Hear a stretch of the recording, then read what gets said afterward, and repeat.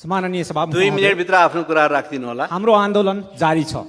नक्कली भुटानी शरणार्थी बनाएर आफ्नै देशका जनतालाई बेच्ने जस्तो घिनलाग्दो राष्ट्रघाती अपराधपछि अहिले भिजिट भिसाको आवरणमा मानव तस्करीको जालोमा जनतालाई जबरजस्ती पस्न बाध्य पार्ने र त्यही अपराधमा संलग्न दलाल र तस्करहरूलाई संरक्षण गर्ने काम राज्य र सरकार सञ्चालन गरिरहेका दलका नेताहरूकै संलग्नता भइरहेको तथ्यहरू एकपछि अर्को गरी बाहिरिरहेका छन्।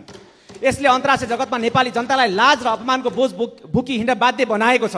यो केवल कानुनी अपराध मात्र होइन, यो त राष्ट्र र जनताको इज्जत र आत्मसम्मानमाथि गरिएको चिरहरण हो, जसलाई कुनै हालतमा क्षमा गर्न सकिँदैन। आज हाम्रो देशलाई अन्तर्राष्ट्रिय जगतमा मानव तस्करीको ट्रान्जिट हब भनेर चिनिन थालिएको छ।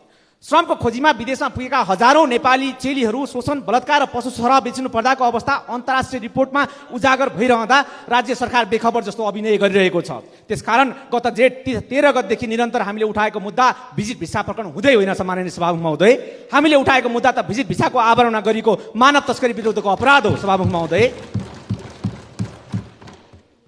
गृहमन्त्रीलाई मेरो प्रश्न छ, गत जेठ 7 गते अख्तियारले आफ्नो निकै लामो अन्डरकभर अपरेसनपछि कारबाही प्रक्रिया अगाडि बढाउँदा अध्यागमन प्रमुखलाई बचाउने प्रकरणमा र अनुसन्धान अगाडि बढाउने डिआइजीको सरुवा प्रकरणमा तपाईँले देखाएको व्यवहार शङ्काको घेराभित्र आउँदैन?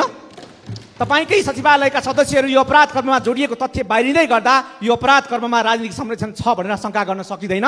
अनि मानव तस्करीको पाटोमा अनुसन्धान नै गर्न नपाउने गरी 9 बुँदे कार्यदेश बनाएर बाँदरको पुच्छर लौरो न हतियार जस्तो समिति बनाउने र आफ्नै कर्मचारी राखेर यो समिति बनाउँदै गर्दाखेरि मानव तस्करीसँग जोडिएको जाललाई बचाउन कि आफूलाई अनुसन्धानको घेराबाट फुत्काउन गरिएको हो? गृहमन्त्रीज्यू,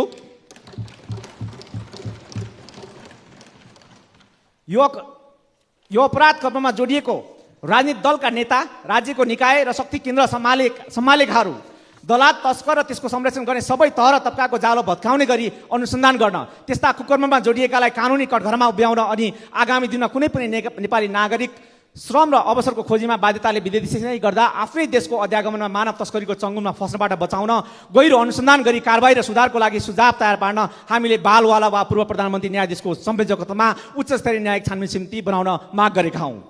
तर सरकार आफू र आफ्नालाई बचाउन अनि नेपालमा मानव